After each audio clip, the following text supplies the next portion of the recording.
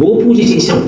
గోపూజ చేసినప్పుడు మీరు గమనించి ఉంటారు, నేను గోపూజ గురించి మీతో ఎన్నో మాటలు ప్రస్తావన చేశాను. గోవు యొక్క వైభవం గురించి ఎన్నో మాటలు మీ అందరూ విన్నదే నా గురించి. కానీ గోపూజ చేయడానికి ఏది ప్రధాన కారణమో ఒక్కసారి నేను చెప్పిన తరువాతి అంశంలోకి పెడతాను.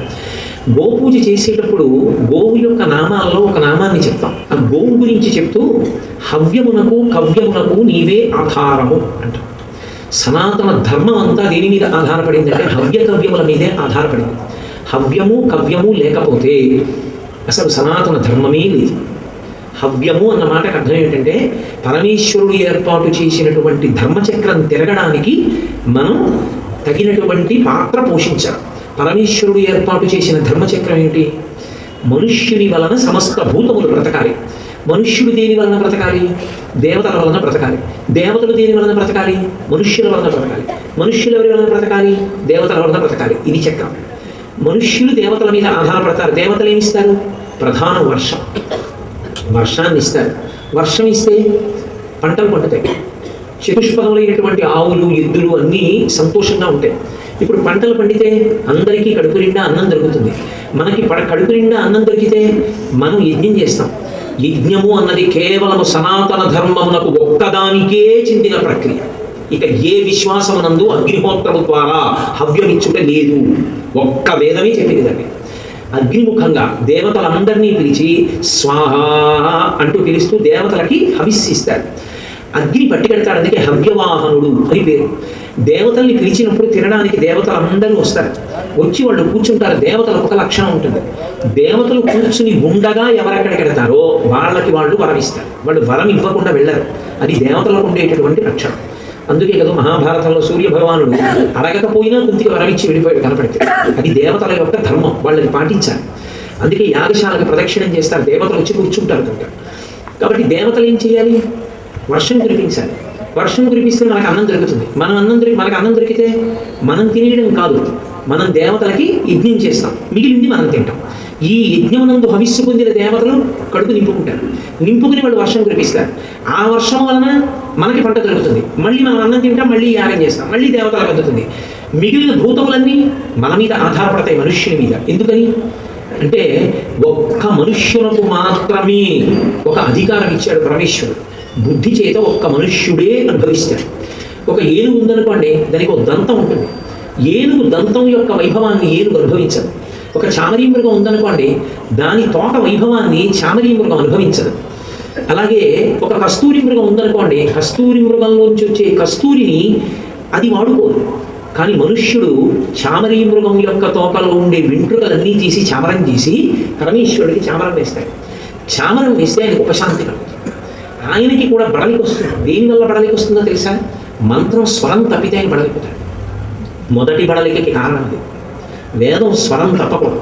స్వరంతో చెప్పుకోవాలి వేదాన్ని. మంత్రం స్వరహీనమైందా చక్రానికి శక్తి పోతుంది. మూర్తి కింద పరమేశ్వరుడు బడలిపోతాడు. రెండు ఉపచారములు చేసేటప్పుడు వ్యవధానం లేదనుకోండి, అంటే సరిగా పాటించకుండా చేశామనుకోండి, ఆయన బడలిపోతాడు. అంటే ఆయన ఎందుకు తేజిస్తుంది? అది సాకారమూర్తి. మనం ఒక మూర్తిని ప్రతిష్ఠ చేస్తున్నామంటే పుష్పాధివాసం, శయ్యాధివాసం, జలాధివాసం, ధాన్యాధివాసం అన్నీ చేస్తున్నామా? అంటే ధాతువులు ఏర్పడుతున్నాయా? ప్రాణప్రతిష్ఠ చేశామా? చేసినప్పుడు మూర్తికి ఆకలిస్తోందని మహానైవేద్యం చేస్తున్నామా? సుప్రభాతం పాడుతున్నామా? ఆయనకి ఏకాంత సేవ చేస్తున్నామా? ఇన్ని చేస్తున్నప్పుడు ఉపచారముల యందు వ్యవధానం లేకపోతే, అంటే మంత్రం చెప్పేటప్పుడు మధ్యలో లౌకికమైన ప్రసంగం చేయకూడదు, ఏమీ మాట్లాడకూడదు. పూజ ప్రారంభం నుంచి పూజ చివరి వరకు మంత్రం ఒకటే నడవాలి. మంత్రాన్ని జాగ్రత్తగా వింటూ దానికి తగినట్టు ఉపచారం చేయగలిగిన వాడు యజమానిగా ఉండాలి. తప్ప మంత్రం వినకుండా మంత్రంలో ఒకటి వినపడుతుంటే ఉపచారం ఒకటి చేస్తే వాడు యాజమాన్యం వరకు అర్హుడు కాడని గుర్తు. వాడు అర్థం చేసుకోవట్లేదు అని గుర్తు. అప్పుడు బ్రహ్మస్థానమే మళ్ళీ వ్యాఖ్యానం చేయాలి. ఇలా చెయ్యండి, ఇలా చెయ్యండి అని చెప్తారు. అథవా గురువుగా చెప్తారు. కాబట్టి ఈశ్వరుడు కూడా బడలిపోతూ ఉంటాడు. ఈశ్వరుడు బడలిపోతే ఆయనకి ఉపశాంతి కలిగేది దేనివల్ల అంటే చామరం వేస్తే ఆయన మళ్ళీ సంతోషాన్ని పొందుతాడు. ఆయనకి బడలికపోతుంది. అటువంటి శక్తి ఒక్క చామరీ మృగం యొక్క తోకకే ఉంది. అటువంటి చామరీ మృగం తోకలో ఉన్న వెంట్రుకలు తెచ్చి కుచ్చు కట్టి చామరం వేసి మనం పుణ్యం సంపాదిస్తున్నాం. ఆవు పాలు పితికి అభిషేకం చేసి సంపాదిస్తున్నాం. గుర్రం మీద ఎక్కి గుర్రం యొక్క వేగాన్ని వాడుకుంటున్నాం. కుక్కని పెంచుకుని కుక్క యొక్క విశ్వాసాన్ని అడ్డు పెట్టుకుని మన ఐశ్వర్యాన్ని రక్షించుకుంటున్నాం. దీక్షితుడై ఉన్నటువంటి వాడు గోళ్లతో గోకకూడదు శరీరాన్ని. దుప్పి కొమ్ము పంచెలో ఉండాలి ఎప్పుడు. దుప్పి కొమ్ముతోటే గోకాలి. ఇలా గోళ్లతో గోకాడా వెంటనే దీక్షపోతుంది. అందుకే దీక్షా స్వీకారం చేశారు అని గుర్తు ఏంటంటే దిప్పి కొమ్ము జేబులో ఉండాలి. ఎలా పడితే అలా గోక్కోకూడదు. వేదంలో దీక్ష అన్నమాట అన్వయం దేనికి అంటే యజ్ఞమును, యజ్ఞ దీక్ష. అసలు యథార్థమునకు దీక్ష అన్నమాట దేనికి అన్వయం అవుతుందంటే యజ్ఞానికి. ఏదైనా ఒక పని నేను యజ్ఞంలా చేస్తాను అంటే అది అయిపోయిన తర్వాత నేను చేసే స్నానం అవకృతం. నేను సోమయాజిని అవుతానని కంకణం కట్టుకు చేసింది దీక్షితుడిగా చేశాడంట. దుప్పి కొమ్ము తెచ్చి పెట్టుకుని శరీరానికి దొరదొస్తే దాంతో గోక్కున్నాడు, దీక్ష నిలబెట్టుకున్నాడు. నీటిలో చేప వెళ్ళాలి, ఓడ మీద తానెడుతున్నాడు. ఆకాశంలో పక్షి వెళ్ళాలి, విమానం ఎక్కి తానెడుతున్నాడు. మిగిలిన ప్రాణుల యందు పరమేశ్వరుడు ఏ ఏ తేజస్సులు ఉంచాడో ఆయా తేజస్సులన్నిటినీ తనవిగా వాడుకుంటున్నవాడు ఒక్క మనుష్యుడే. ఇక ఏ ప్రాణి అవతల దాన్ని మాంసాన్ని తింటుంది తప్ప అవతల దానిలో ఉన్న గొప్ప విశేషాన్ని, విభూతిని తన ఆత్మోద్ధరణ కొరకు వాడుకోదు. ఒక్క మనుష్యుడే వాడుకుంటాడు. అటువంటి మనుష్యునికి ఒక కర్తవ్యం ఉంది. అందుకే భూత యజ్ఞం. ఆ సమస్త భూతకోటి నిలబడేటట్టుగా ప్రవర్తించాలి, వాటికి అన్నం దొరకాలి. అందుకే తాను కూడా అన్నం పెట్టాలి ప్రయత్నపూర్వకంగా వాటికి. అందుకే ఇప్పటికీ కాశీపట్టణంలో ఒక నియమం ఉంది.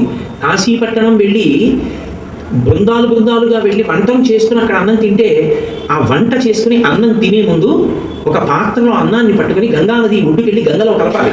గంగమ్మ తల్లికి ప్రత్యక్షంగా ఇవ్వాలి. గంగమ్మ తల్లి దగ్గర ఉన్నటువంటి జలచరములన్నీ తింటాయి. గంగమ్మ ప్రత్యక్షమైన దేవతాస్వరూపం అడుగుతుంది భక్తుల్ని. ఎక్కడి వరకు ఎందుకు? ఇక్కడే ఉన్నారు సభలో మహానుభావుడు ప్రాతస్మరణీయుడు తాడేపల్లి రాఘవనారాయణ శాస్త్రి గారు అబ్బాయి ఇవాళ సభకు వచ్చారు. వారికి తెలుసు వాళ్ళ నాన్నగారు కాశీ వెళ్ళి గంగానదిలో స్నానానికి వెళితే గంగమ్మ అడిగింది నాకు ఇవి కావాలి అని. ఆవిడికి అక్కర్లేదు అనుకున్నది ఇస్తే పూజామందిరానికి తీసుకొచ్చి ఇచ్చేసింది. కాబట్టి దేవతలు అడుగుతారు, అడిగి పుచ్చుకుంటారు. మనం భూతములను రక్షించాలి. అందుకే శం ద్విపదే శం చతుష్పదే అని వేదంలో 2 పాదములున్న వాటి కొరకే కాదు 4 పాదములున్న వాటి సుఖము కొరకు కూడా నేను క్రతువు చేస్తున్నాను. కాబట్టి ఇప్పుడు సమస్త భూతముల కొరకు తాను యజ్ఞయాగాది క్రతువులను ఆచరించాలి.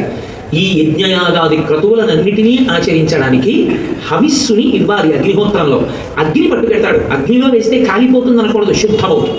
శుద్ధమై అగ్ని పట్టుకెళ్ళి దేవతలకు ఇవ్వాలి. మనం ఇస్తే దేవతలు పుచ్చుకోరు. అగ్నిముఖంగా పెడితే వాళ్ళు పుచ్చుకుంటారు. ఈ స్వాహ అన్న శబ్దంతో దేవతలకు ఇస్తేనే పాడి పంటలు, దేవతలకు ఇస్తేనే నదులు నిండుగా ప్రవహించడం, దేవతలకు ఇస్తేనే ధర్మం నిలబడడానికి నీరు దొరకడం. దేవతలని పూజించకుండా దేవతలకి హవిస్సు ఇవ్వకుండా మనమే అనుభవిస్తే దేవతల కడుపు మండుతుంది. వాళ్ళు ఇవ్వరు. వాళ్ళు వర్షం కురిపించారు. వాళ్ళు వర్షం కురిపించకపోతే మళ్ళీ యాగం చేయాలి. అందుకే వరుణయాగం చేస్తుంటారు. వరుణయాగం చేస్తే అందుకే ఉప్పుతో ఉన్నవి తినరు. వరుణయాగం చేసినంతసేపు ఋత్విక్కులుగా ఎవరుంటారో వాళ్ళకి లవణ స్పర్శ ఉండకూడదు. ఉప్పు లేని అన్నం తిని వరుణయాగం చేస్తారు. వరుణ జపం చేసినా వరుణ యాగం చేసినా ఉప్పు తినకూడదు. ఉప్పు తినవద్దు అని వేదం. తినకుండా చెయ్యాలి అని. అప్పుడు ఈశ్వరుడు వర్షాన్ని మళ్ళీ కురిపిస్తాడు ఆ యాగం చేస్తే.